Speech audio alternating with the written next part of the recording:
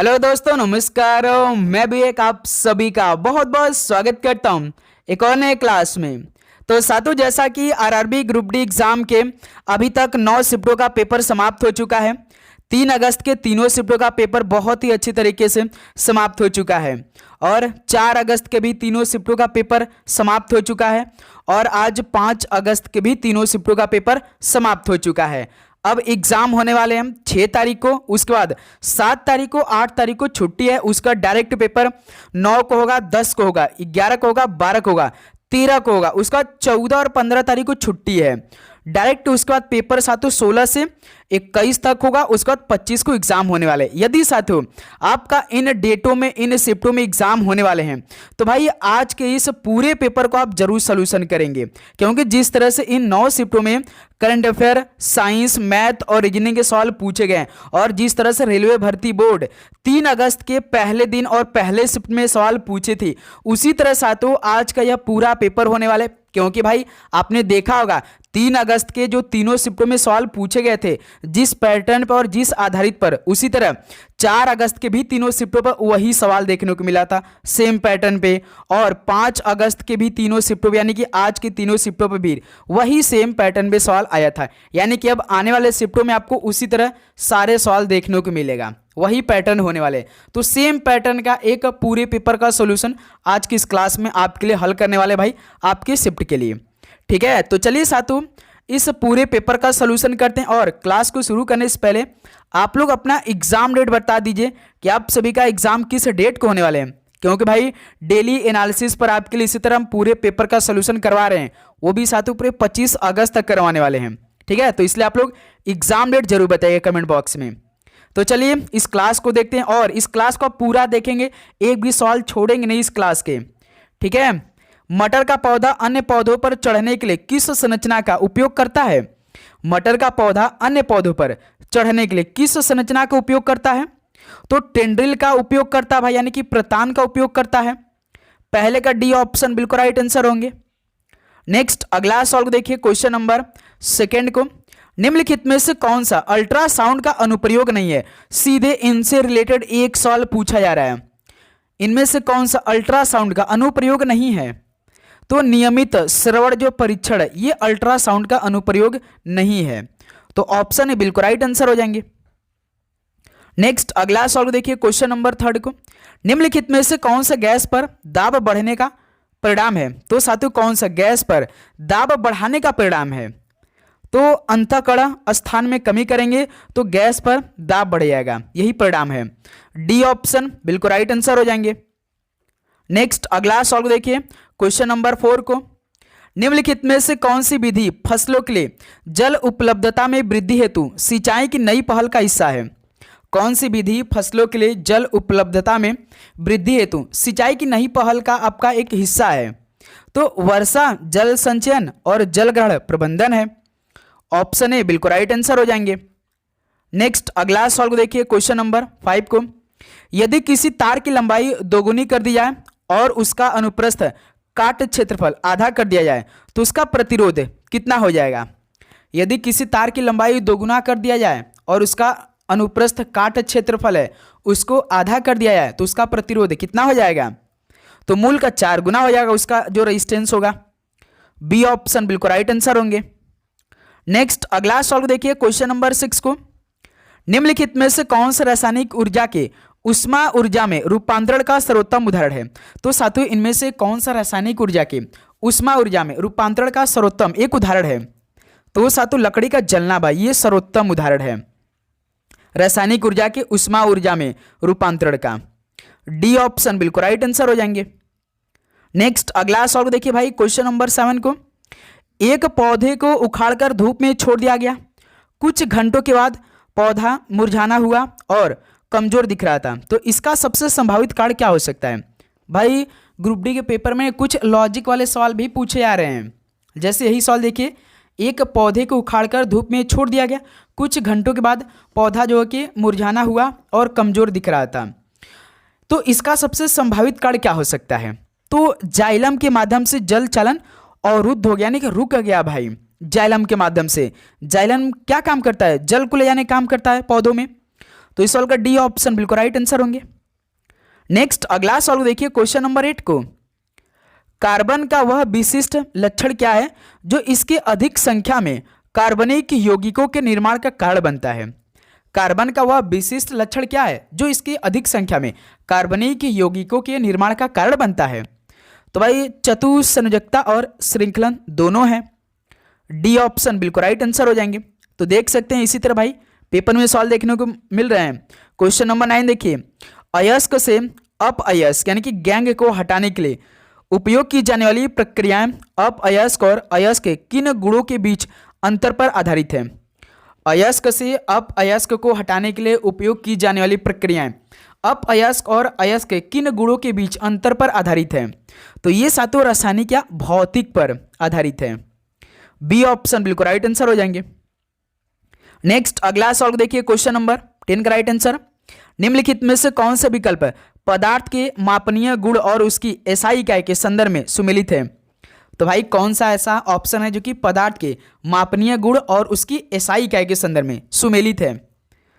आयतन घन सेंटीमीटर नहीं है भाई, दाब न्यूटन नहीं भाई, तापमान कैलोरी में नहीं, घनत्व किलोग्राम प्रति घन मीटर, यही आपका सुमेलित सही है। तो डी ऑप्शन बिल्कुल राइट आंसर हो जाएंगे। नेक्स्ट अगला सवाल देखिए क्वेश्चन नंबर 11 को, सांद्र सल्फ्यूरिक अम्ल को निर्जलीकरण कारक माना जा सकता है क्योंकि यह निम्नलिखित में से किससे जल को हटाता है। सांद्र सल्फ्यूरिक अम्ल को निर्जलीकरण कारक माना जा सकता है क्योंकि यह किससे जल को हटाता है। तो भाई ग्लूकोज से जल को हटाता है, डी ऑप्शन बिल्कुल राइट आंसर होंगे। तो साथियों आप चैनल पे नए तो चैनल को सब्सक्राइब करने के बाद नोटिफिकेशन को ऑन कर लेंगे भाई, क्योंकि ये क्लास आपकी पूरी एग्जाम तक चलने वाली है, ठीक है। तो चैनल को सब्सक्राइब करने के बाद नोटिफिकेशन को ऑन करिएगा। एक कोशिकीय जीव का समान आनुवांशिक सामग्री वाले दो बराबर संतति कोशिकाओं में विभाजन को निम्नलिखित में से क्या कहा जाता है। एक कोशिकीय जीव का समान आनुवांशिक सामग्री वाले दो बराबर संतति कोशिकाओं में विभाजन को क्या कहा जाता है। तो साथियों याद रखिएगा बाइनरी विखंडन कहते हैं, सी ऑप्शन बिल्कुल राइट आंसर हो जाएंगे। अगला सवाल देखिए क्वेश्चन नंबर 13 को, निम्नलिखित में से कार्बनिक यौगिकों में से कौन सा संतृप्त है। तो भाई इन कार्बनिक यौगिकों में से कौन सा संतृप्त है। तो ब्रोमो जो प्रोपेन है एक संतृप्त है, ये ऑप्शन इस सवाल का बिल्कुल राइट आंसर होंगे। क्वेश्चन नंबर 14 को हल करिए, निम्नलिखित में से किसमें रिजु श्रृंखला वाले हाइड्रोकार्बन होते हैं, यानी कि स्ट्रेट चेन वाले हाइड्रोकार्बन होते हैं, किसमें। तो ब्यूटेन में, सी ऑप्शन बिल्कुल राइट आंसर होंगे। नेक्स्ट अगला सवाल देखिए क्वेश्चन नंबर 15 को, निम्नलिखित में से किसमें सबसे अधिक अम्लीयता होती है। तो भाई किसमें सबसे अधिक अम्लीयता होती है। तो ध्यान दीजिएगा नींबू का जो रस होता है सबसे अधिक अम्लीयता होती है, तो सी ऑप्शन बिल्कुल राइट आंसर होंगे। नेक्स्ट अगला सवाल देखिए क्वेश्चन नंबर 16 को, निम्नलिखित में से कौन सा सबसे तेजी से विसरण दर्शाएगा। इनमें से सबसे तेजी से विसरण कौन दर्शाएगा। तो भाई याद रखिए जो गैस में द्रव होगा कि गैस में गैस होगा, इन्हीं दोनों में से सबसे तेजी से विसरण को दर्शाएगा तो जो गैस में गैस होगा, ऑप्शन ए बिल्कुल राइट आंसर होंगे। नेक्स्ट अगला सवाल देखिए क्वेश्चन नंबर 17 को, विद्युत ऊर्जा शक्ति और समय के बीच क्या संबंध होता है। विद्युत ऊर्जा शक्ति और समय के बीच क्या रिलेशन होता है। तो ऊर्जा बराबर क्या होता है साथियों, पावर इनटू टाइम होता है कि नहीं। कौन सा ऑप्शन है, बी ऑप्शन बिल्कुल राइट आंसर है। क्लियर। नेक्स्ट अगला सवाल कॉल करिए क्वेश्चन नंबर 18 को, जब बंदूक चलाई जाती है तो गोली आगे की ओर बढ़ती है, क्योंकि जब बंदूक चलाई जाती है तो गोली आगे की ओर बढ़ता है, ऐसा क्यों होता है। क्योंकि भाई बंदूक की जो प्रतिक्षेप है वो प्रतिक्रिया के रूप में पीछे की ओर कार्य करती है, इसलिए भाई गोली आगे की ओर बढ़ जाती है जब बंदूक चलाई जाती है। तो डी ऑप्शन राइट आंसर होंगे। नेक्स्ट अगला सवाल देखिए क्वेश्चन नंबर 19 को, निम्नलिखित में से किस विधि में जंग लगने से बचाने के लिए इस्पात और लोहे पर जिंक की परत का विलेपन शामिल है। तो भाई किस विधि में जंग लगने से बचाने के लिए इस्पात और लोहे पर जिंक की परत का विलेपन शामिल है, बी लेपन शामिल है। तो भाई याद रखिएगा गैल्वनीकरण में, तो डी ऑप्शन बिल्कुल राइट आंसर हो जाएंगे। नेक्स्ट अगला सवाल देखिए भाई क्वेश्चन नंबर 20 क्या पूछा गया, सामान्यतः किस पोषीय स्तर पर जीवों की संख्या सबसे कम होती है। सामान्यतः किस पोषीय स्तर पर जीवों की संख्या सबसे कम होती है। तो भाई तृतीयक जो उपभोक्ता होते हैं इनकी जीवों की संख्या में सबसे कम होती है भाई पोषीय स्तर पर। तो बी ऑप्शन इस सवाल का राइट आंसर हो जाएंगे। नेक्स्ट क्वेश्चन नंबर 21 को देखिए, निम्नलिखित में से कौन सा मानव रोग यौन क्रिया यानी कि सेक्सुअल एक्ट के दौरान संचारित हो सकता है? कौन सा मानव रोग यौन क्रिया के दौरान संचारित हो सकता है? तो साथियों उपार्जित प्रतिरक्षा न्यूनता संलक्षण है। डी ऑप्शन इस सवाल का बिल्कुल राइट आंसर होंगे। नेक्स्ट अगला सवाल देखिए, क्वेश्चन नंबर 22 देखिए, निम्नलिखित में से कौन सा पादप पर्ण के कोरों पर मुकुलन द्वारा अलैंगिक रूप से पुनरुत्पादन करता है? तो भाई कौन सा पादप पर्ण के कोरों पर मुकुलन द्वारा अलैंगिक रूप से पुनरुत्पादन करता है? तो भाई ब्रायोफिलम है। ध्यान रखिएगा बी ऑप्शन बिल्कुल राइट आंसर हो जाएंगे। नेक्स्ट क्वेश्चन नंबर 23 को देखिए, लेंस द्वारा उत्पन्न आवर्धन वस्तु दूरी u और प्रतिबिंब दूरी v से किस सूत्र द्वारा संबंधित है? तो दोस्त मेरे लेंस द्वारा उत्पन्न आवर्धन वस्तु दूरी जो u है और प्रतिबिंब दूरी v इसे किस सूत्र द्वारा संबंधित है? तो मेरे दोस्त m बराबर v अपान में u, इससे रिलेशन आपका बनेगा। तो कौन सा ऑप्शन है? देखिए डी ऑप्शन बिल्कुल राइट आंसर हो जाएंगे। अगला सवाल देखिए, क्वेश्चन नंबर 24 को, निम्नलिखित में से कौन सा गैसों का एक अभिलक्षण है? गैसों का एक अभिलक्षण कौन सा है? कोई निश्चित आकार है न कोई निश्चित आयतन है? तो सी ऑप्शन बिल्कुल राइट आंसर हो जाएंगे। गैसों का एक अभिलक्षण है, कोई निश्चित आकार और कोई निश्चित आयतन नहीं। नेक्स्ट अगला सवाल देखिए भाई, क्वेश्चन नंबर 25 को, निम्नलिखित में से किस कोशिका अंगक में एटीपी जनरेटिंग रासायनिक अभिक्रियाओं हेतु पर्याप्त पृष्ठीय क्षेत्रफल होता है? तो किस कोशिका अंगक में एटीपी जनरेटिंग रासायनिक अभिक्रियाओं हेतु पर्याप्त पृष्ठीय क्षेत्रफल होता है? तो भाई याद रखिएगा सूत्रकणिका में यानी कि माइटोकॉन्ड्रिया में होता है ऐसा। डी ऑप्शन बिल्कुल राइट आंसर हो जाएंगे। चलिए नेक्स्ट क्वेश्चन नंबर 26 को देखिए। अब देखिए भाई मैथ के सवाल कैसे पूछे गए थे। प्रथम 50 समप्राकृत संख्याओं का औसत कितना होगा? तो भाई आप जानते हैं कि प्रथम 50 समप्राकृत संख्याओं का औसत कितना होगा, तो कैसे निकालेंगे? आप जानते हैं जो प्रथम, तो भाई जो प्रथम n सम संख्या होते हैं, सम प्राकृत संख्या होते हैं, उसका औसत हमेशा कितना होता है साथियों? फॉर्मूला n+1 होता है भाई। प्रथम जो n सम प्राकृत संख्याओं का औसत होता है वो हमेशा भाई n+1 के रूप में होता है। तो क्या कि n आपका इसमें 50 है और +1 कर देंगे तो कितना हो जाएगा? 51 हो जाएगा। तो प्रथम 50 सम प्राकृत संख्याओं का औसत कितना होगा? 51 होगा। सी ऑप्शन बिल्कुल राइट आंसर हो जाएंगे। 1 नंबर आपको देकर जाएगा पेपर में। क्लियर? चलिए नेक्स्ट क्वेश्चन नंबर 27 को हल करिए। तो क्या दे रखा है देखिए, 11 व्यक्ति 19 दिनों में 59 फीट गहरा कुआं खोद सकते हैं, तो कितने व्यक्ति 2 दिनों में 118 फीट गहरा कुआं खोद सकते हैं? ये तो साथियों m1d1 अपान में w1 का फॉर्मूला अप्लाई करना होगा आपको। जैसे फॉर्मूला क्या होता है? m1d1 अपान में w1 बराबर m2d2 अपान में w2। इसका मतलब m का मतलब आदमी, d का मतलब दिन, w का मतलब वर्क, कितना काम हो रहा है। देखिए 11 व्यक्ति ने m1 आपका 11 दिया है, कितने दिनों में 59 फीट गहरा कूद रहे हैं? 19 दिन में। कितना फीट? 59 फीट गहरा कुआं खोद सकते हैं। अब दूसरा का रिलेशन देखिए, कितने व्यक्ति यानी कि m2 पूछा भाई कितने दिन में? 2 दिन में कितना फीट गहरा कुआं खोद सकते हैं? तो 118 फीट। दोस्त मेरे इस सवाल को कैसे हल करेंगे? जब इक्वल रहता है तो आपको इसको अब देखिए कैलकुलेटिंग करना है। तो 59 एक कम 59, 59 दूना कितना होता है? तो 118 कट जाता है ना, आपको मालूम होना चाहिए। फिर देखिए अब यहाँ से आपको m2 निकालना है। तो दोस्त मेरे m2 निकालना आपको, तो ये क्रॉस मल्टीप्लाई हो जाएगा। तो देखिए 11 गुणे 19 और यहाँ पे 2 बटे में कितना बच रहा? अभी 2 ऊपर है, देखिए ये 2 बचा है तो नीचे आ जाएगा भाई, क्योंकि 2 का मल्टीप्लाई 1 में करेंगे 2 ही आएगा। अब इसको हल करिए, कितना आएगा? देखिए 11 गुणे 19 गुणे 2, नीचे से ऊपर चला गया, फिर 2 ऊपर है तो नीचे आ गया, तो 2 से 2 कैंसिल हो गया। अब m2 बराबर कितना होगा साथों? 11 गुणे 19 बनाइए, कितना होगा भाई मेरे?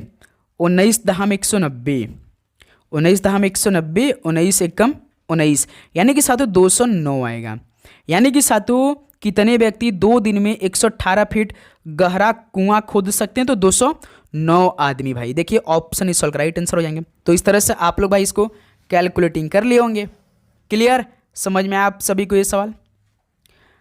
ठीक है मेरे दोस्त, चलिए नेक्स्ट क्वेश्चन नंबर 28 को देखिए। सारे सवाल को आप अटेम्प्ट करिएगा भाई। 3 पुरुष किसी कार्य को 20 दिन में कर सकते हैं, तो कितने पुरुष उसी कार्य को भाई 2 दिन में पूरा करेंगे? ये तो आसान वाला फार्मूला है, M1D1 बराबर M2D2।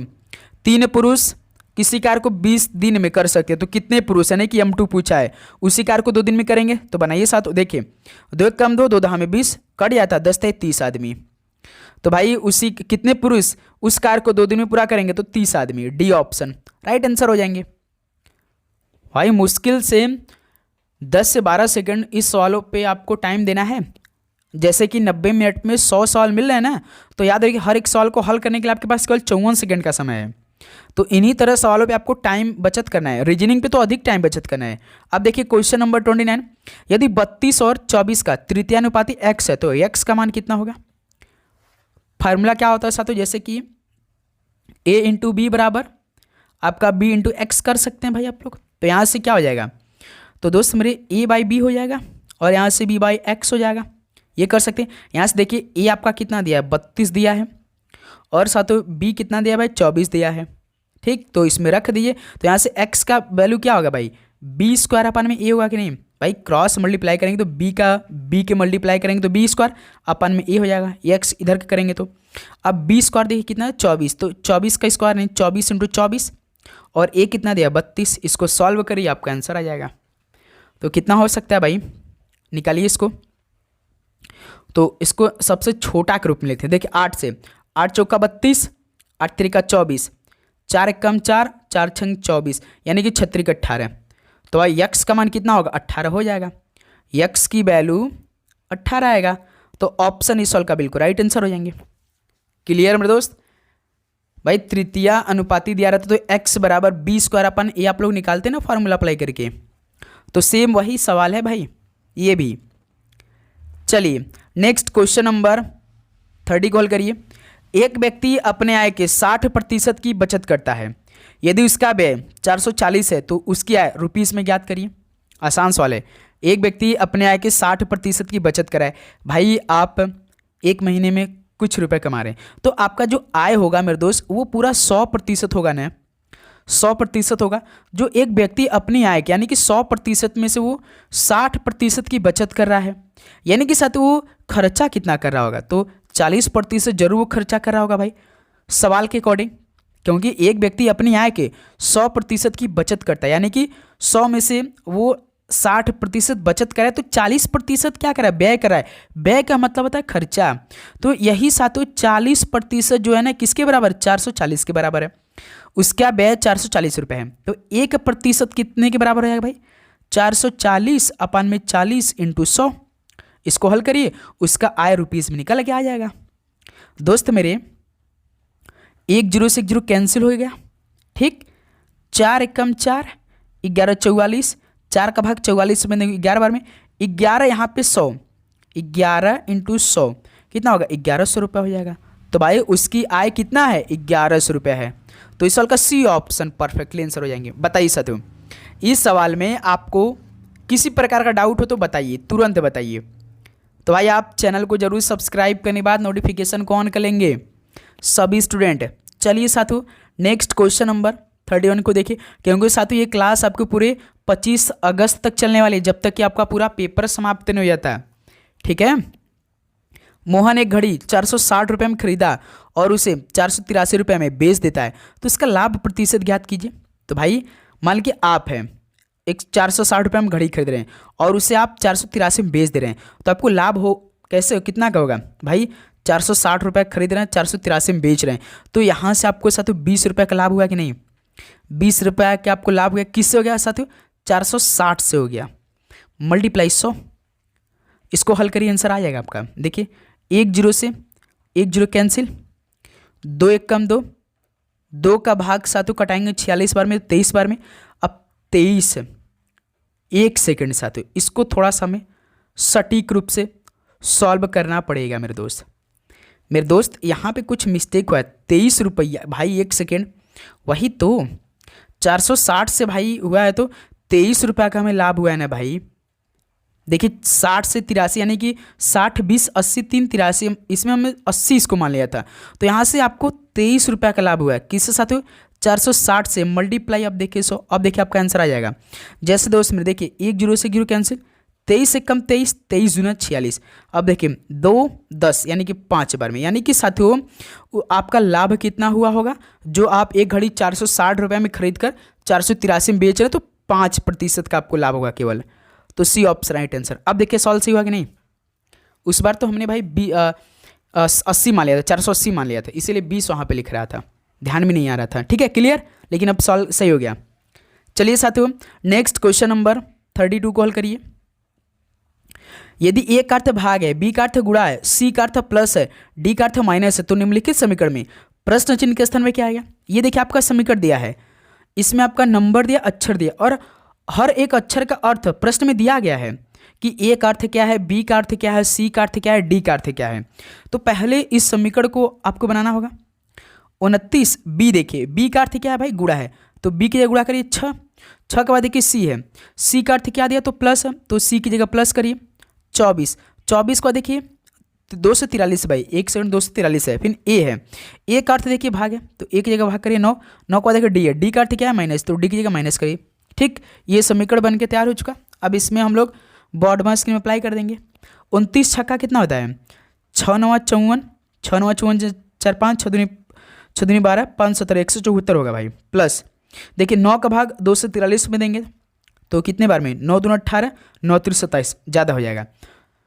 9 दूना 18, 24 में से 18 6 3 63, 9 7 63 यानी 27 बार में कटेगा, माइनस 33। अब 174 और 27 कितना हो जाएगा? 201 हो जाएगा भाई, क्योंकि 74 में 26 देते हैं तो 100 हो जाता है, तो यहाँ पे 27 है यानी कि 201 हो जाएगा, माइनस 33। घटाई कितना होगा भाई दोस्त मेरे? 11 में से 3 घटा 8, इकाएंगे देखिए 8 किस में है? 168 में है, तो ये आपका आंसर हो जाएगा 168।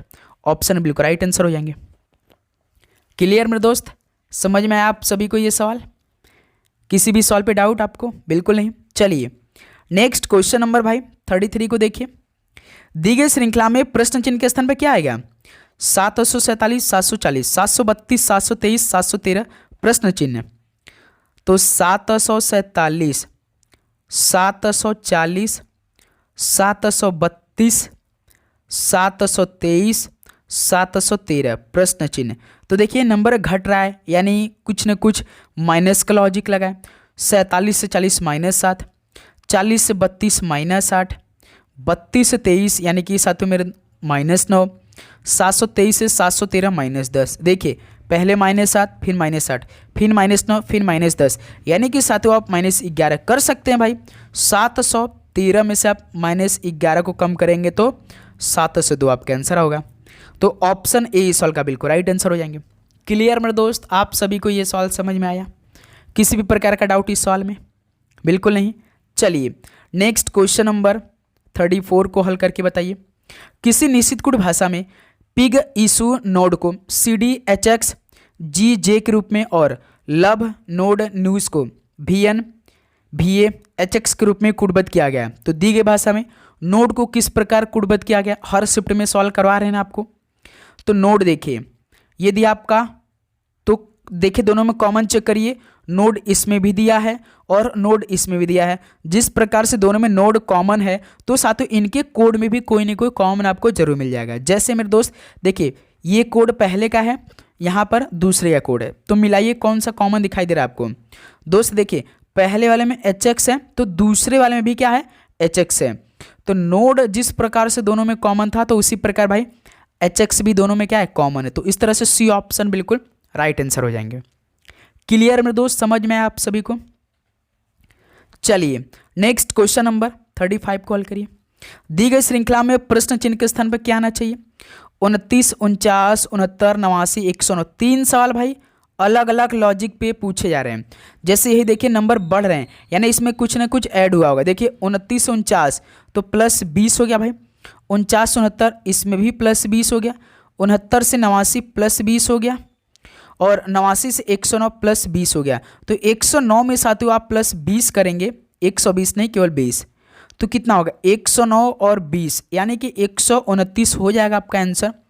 यानी कि सवाल का बी ऑप्शन जो बनेगा आपका बिल्कुल राइट आंसर हो जाएंगे। बताइए साथियों, किसी प्रकार का डाउट इस सवाल में आपको? बिल्कुल नहीं। चलिए नेक्स्ट क्वेश्चन नंबर 36 हल करके बताइए साथियों। A B C D E और एफ एक गोल मेज के परितः केंद्र की ओर अभिमुख होकर बैठे हैं।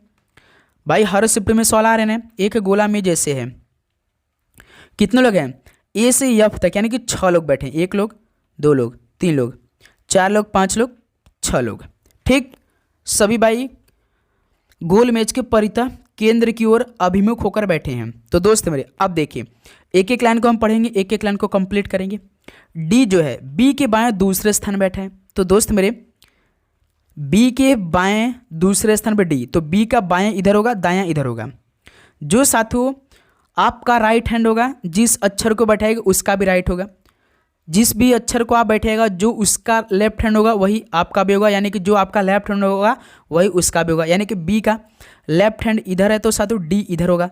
बी के बाएं से दूसरे स्थान पर डी बैठा है। फिर देखिए ई जो है एफ के दाएं दूसरे स्थान बैठा है। तो दोस्त मेरे ई जो है एफ के, यानी कि एफ को हम मान के चलते यहाँ बैठा लेते हैं। तो एफ के दाएं दूसरे स्थान पे ई, तो ई को यहाँ बैठा लेते। देखिए एफ का राइट में दूसरे स्थान पे भाई।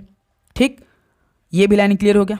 अब देखिए साथियों सी जो है डी के ठीक दाएं पड़ोस में बैठा है। तो भाई सी जो है डी के ठीक दाएं पड़ोस में बैठा है। तो डी ऑलरेडी यहाँ बैठा है, तो इसके राइट साइड में जस्ट कौन है? सी है, तो सी को यहाँ बैठा लीजिए। अभी एक पंक्ति खाली, तो कौन नहीं बैठा है भाई? ए नहीं बैठा, तो ए को बैठा लीजिए। देखिए अब अंतिम लाइन में सवाल क्या दिया है? ए के ठीक बाएं पड़ोस में कौन बैठा है? तो भाई ए सबसे अंतिम बैठा है, तो इसके जस्ट लेफ्ट में कौन बैठा है? एफ बैठा है। देखिए एफ लेफ्ट में पूछा है भाई ए के, तो एफ बैठा है। तो इस सवाल का बी ऑप्शन है कि एफ दे रखा है, तो ये आपका आंसर हो जाएंगे। क्लियर में दोस्त, आप सभी को समझ में आया ये सवाल? चलिए नेक्स्ट क्वेश्चन नंबर 37 को हल करिए भाई। अंग्रेजी वर्णमाला क्रम के आधार पर दी गई श्रृंखला में प्रश्न चिन्ह के स्थान में क्या आना चाहिए? बनाइए साथियों, इस सवाल का राइट आंसर क्या होगा? कई बार हमने आपको सिखाया ये सवाल। बी का रिलेशन डी से एफ से एच बनाइए। बी डी एफ और एच, बी 2 होता है, डी 4 होता है, एफ होता है 6। भाई देखिए 2 4 6 8 यानी 10 हो जाएगा भाई।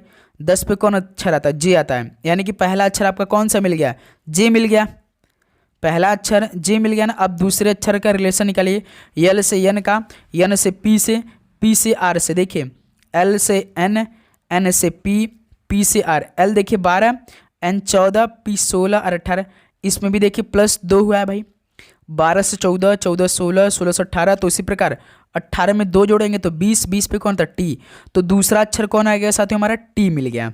यानी कि मेरे दोस्त पहला हमारा जे मिला था, दूसरा टी मिल गया थे। तो देखिए किस ऑप्शन में जे टी है? तो ऑप्शन ए में है आपका जे टी। ए आपका बिल्कुल राइट आंसर हो जाएंगे।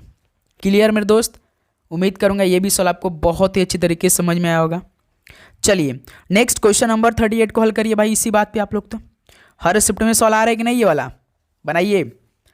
उस त्रिक का चयन कीजिए भाई जो नीचे दिए गए त्रिकों द्वारा अनुसरण किए गए समान पैटर्न का अनुसरण करता है। भाई इन दोनों का आपको त्रिक लगाकर सेम ऑप्शन भी वही बताना होगा आपको।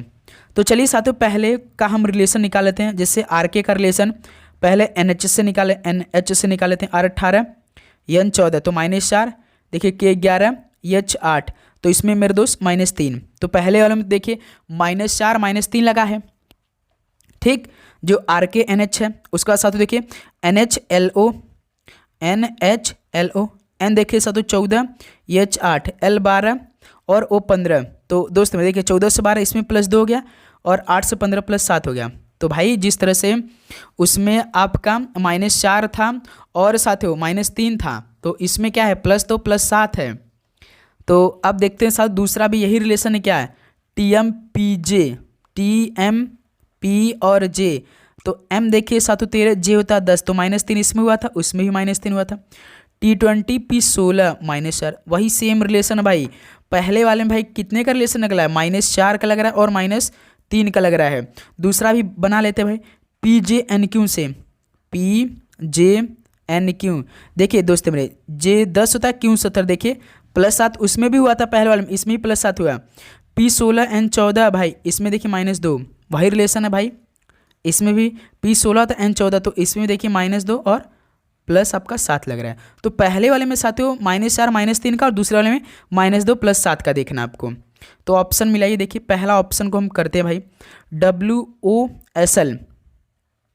WOSL, तो जल्दी करेंगे भाई। W23 S19, तो 23 19 -4 पहले वाले में यही था। O15 L12 -3, ठीक है भाई, पहले वाला तो बिल्कुल एग्जैक्ट है -4 -3 का। अब दूसरा मिलाइए SLPT का, SLPT, L जैसे 12 होता T 20 होता, तो दोस्त मेरे देखिए इसमें +8 कर दिया भाई, +7 का था, यानी कि पहला ऑप्शन नहीं मिलेगा। तो फिर उसका देखिए दोस्त मेरे बी ऑप्शन मिलाइए WORL, तो W देखिए सब 23 होता, R 18, तो दोस्त मेरे देखिए यहीं से ये क्या होगा 23 18 -5 कर दिया, यानी कि -4 लगा था, तो ये भी ऑप्शन नहीं होगा भाई, नहीं तो पहला ऑप्शन होगा ना तो ऑप्शन बी होगा। फिर मेरे दोस्त ऑप्शन सी देखिए VO इसका रिलेशन RL, तो भी देखिए 22 R 18, तो -4 हुआ, ठीक है। O15 L12 -3, ठीक है भाई, ये ठीक है। अब दूसरे का मिलाइए RLPT, R देखिए 18 P 16, तो दोस्त मेरे देखिए इसमें -2, उसमें भी -2 था। L12 T 20, इसमें देखिए +7 कर दिया, 12 7 19 होता है, लेकिन क्या था भाई, यही है क्या, ऑप्शन सी राइट आंसर हो रहे हैं भाई, उसमें भी वही था ना -4। दोस्त मेरे देखते हैं सी ऑप्शन से ये क्या, VO इसका रिलेशन RL, जैसे भी होता 22, R होता 18, तो मेरे दोस्त -4 O15 L12 -3, ठीक है ये। फिर RL का रिलेशन PT से भाई, RLPT, तो R देखिए 18 P 16, तो दोस्त मेरे -2 L12, ठीक, L12 और T 20, नहीं भाई इसमें तो +8 हुआ, ये नहीं है, +7 करना था भाई, हमने T को 19 कैसे लिख दिया था भाई। अब देखिए लास्ट वाला ऑप्शन हो सकता है VORL, देखिए VORL का रिलेशन हमने बनाया था, इसमें देखिए -4 -3 मिला था, तो डायरेक्ट के साथ ही हम दूसरे का बना लेते हैं, जो ये RLPS, अब देखिए यही हो जाएगा RLPS, देखिए यस 19 L12, तो +7 हो गया, R 18 P 16 -2, तो यही डी ऑप्शन आपका राइट आंसर हो गया। क्लियर मेरे दोस्त, आप सभी को समझ में आई ये सवाल। चलिए भाई नेक्स्ट क्वेश्चन नंबर 39 को देखिए भाई, निम्नलिखित श्रृंखला का संदर्भ ले और नीचे दिए गए प्रश्न का उत्तर दें। तो भाई देखिए ये नंबरों का श्रृंखला आपका दिया है, मेन इसमें सवाल पूछता है ना आपसे, क्या पूछा देखिए, ऐसे कितने विषम अंक हैं जिनमें से प्रत्येक के ठीक पहले एक विषम अंक है और ठीक बाद एक सम अंक है। भाई जैसे विषम संख्या वो संख्या होती है जो 2 से नहीं कटती है ना, मान के चलिए 3 एक विषम संख्या, इसके पहले एक और विषम संख्या यानी 5, और इसके बाद एक सम संख्या कोई, मान लीजिए कि 8 ले लीजिए, तो इस रूप में आपको देखना है भाई, लगातार 2 विषम संख्या, यानी कि बीच में विषम संख्या, इसके पहले एक विषम संख्या और उसके बाद एक सम संख्या, इस तरह से आपको देखना है भाई इस समीकरण में।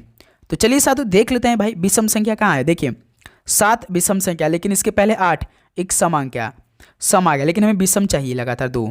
फिर देखिए एक यहाँ पे विषम अंक है, इसके पहले 7 एक विषम अंक है, लेकिन उसके बाद भी विषम 7 आएगा, ये नहीं होगा भाई, क्योंकि उसके बाद एक सम अंक चाहिए, लेकिन ये वाला 7 देखिए होगा, 7 एक विषम संख्या होता है, इसके पहले एक देखिए विषम अंक, फिर उसके बाद 8 देखिए एक सम अंक है, तो एक मिल गया, ठीक है।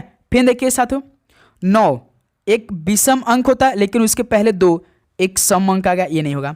फिर 7 देखिए 7 विषम अंक होता है, लेकिन इसके पहले 6 एक सम अंक आ गया, ये नहीं होगा। फिर यहाँ पे 7 देखिए विषम अंक होता है, लेकिन इसके पहले 4 सम अंक आ गया, ये नहीं होगा। 9 फिर देखिए साथियों ये 9 विषम अंक, इसके पहले 8 एक सम अंक आ गया, ये नहीं होगा। फिर मेरे दोस्त देखिए ये 3 विषम अंक होता है, लेकिन इसके पहले एक विषम अंक है, लेकिन उसके बाद भी 3 एक विषम अंक आ गया, ये नहीं होगा। लेकिन ये लास्ट वाला 3 जो है, ये देखिए 3, इसके पहले ये 3 देखिए विषम अंक है, उसका 2 एक देखिए सम अंक है, यानी ये समीकरण मिल गया भाई, है ना। फिर देखिए 7 यहाँ पे विषम अंक है, इसके पहले 8 सम अंक आ गया, ये नहीं होगा। फिर ये वाला 9 देखिए, 9 के पहले 7 एक विषम अंक है, उसके बाद 8 एक सम अंक है, तो ये समीकरण तीसरा मिल गया भाई। तो 3 तो मिला खाली इसमें, यानी कि सवाल का डी ऑप्शन बिल्कुल राइट आंसर हो जाएंगे। क्लियर मेरे दोस्त, आप सभी को ये सवाल समझ में आया, आसान सवाल थे भाई ये तो बहुत ही। चलिए साथियों आज की इस क्लास का लास्ट सवाल को हम लोग हल करते हैं भाई। देखिए एक निश्चित कूट भाषा में लब को 34 36 और वेल को 32 45 लिखा जाता है, तो दी गई कूट भाषा में ए का कूट क्या होगा। दोस्त मेरे लब है, LOVE, लव में 4 अक्षर हैं भाई, तो इसमें 4 अलग कोड क्या है नंबर, VALA 4 अक्षर हैं, तो इसके लिए अलग 4 कोड क्या है भाई। तो पूछा किसका, ए का कोड पूछ दिया है। तो जब सिंगल अक्षर पूछता तो कॉमन चेक करते हैं हम लोग ना, लेकिन इसमें कॉमन नहीं मिलेगा। कैसे, क्योंकि आपका लव में ए दिया ही नहीं है, वेल में ए दिया, तो आपका आंसर इसी में होगा ना भाई जिसमें ए दिया रहता है, जो पूछा रहता है। तो इसमें आपका आंसर मिलेगा नहीं लव में, तो आप ऑप्शन से और लव वाले कोड से एलिमिनेट करवा दीजिए। जैसे देखिए 4 आपका लव में दिया है, ऑप्शन में 4 दिया तो कटवा दीजिए, एलिमिनेट हो जाएगा। लव में देखिए 3 दिया, ऑप्शन में 3 दिया, एलिमिनेट हो जाएगा। 2 देखिए लव में दिया, ऑप्शन में 2 दिया, एलिमिनेट हो जाएगा। बच रहा कौन सा, सी बच रहा 5, तो ए का कोड क्या हो जाएगा 5 हो जाएगा। अब देखिए साथियों ये पहला मेथड हो गया। अब इनके दोनों के कोड में आप एलिमिनेट करवा सकते हैं। जैसे लव में देखिए 2 था और वेल में भी 2 था, एलिमिनेट हो जाएगा। 4 देखिए लव में था और वेल में भी 4 है, एलिमिनेट हो जाएगा। 3 देखिए लव में था और वेल में 3, एलिमिनेट हो जाएगा। लव में देखिए 6 बच रहा था और वेल में 5 बच रहा था। जिसमें जो अक्षर पूछा रहता है, जिसमें रहता वही में आंसर होता है। तो एक इसमें वेल में है तो इसमें 5 बच रहा है, तो ये आपका आंसर हो जाएगा। तो साथियों इस तरह से आपके पूरे 9 शिफ्टों के आधारित पर हमने एक पूरे पेपर का सोल्यूशन आपके लिए करवाया भाई। करंट अफेयर का तो अलग से आपके लिए हम क्लास दे ही रहे हैं भाई, डेली लगातार इसी यूट्यूब चैनल पे। अभी तक आप लोगों ने चैनल को सब्सक्राइब करके नोटिफिकेशन को ऑन करके नहीं रखा है, तो भाई चैनल को सब्सक्राइब करने के बाद आप लोग नोटिफिकेशन को ऑन कर दीजिए, क्योंकि मेरे दोस्त ये क्लास आपको पूरे एग्जाम तक चलने वाली है।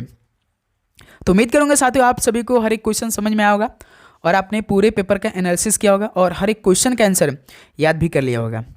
ठीक है मेरे दोस्त, तो चलिए साथियों इस क्लास को यहीं पर समाप्त कर लेते हैं भाई। तो मिलते हैं साथियों एक और नए क्लास के साथ। तब तक के लिए आप सभी को एग्ज़ाम के लिए भाई best of luck, God bless you. यदि आपको किसी भी सवाल पे डाउट हो या किन्हीं भी सब्जेक्ट पे या ग्रुप डी एग्ज़ाम के लेकर कोई भी आपके मन में डाउट है तो कमेंट बॉक्स में ज़रूर पूछिएगा। ठीक, क्योंकि साथियों हर एक क्लास का भाई हम कमेंट चेक करते हैं। ठीक है, तो सभी को all the very best, God bless you, जय हिंद, वंदे मातरम।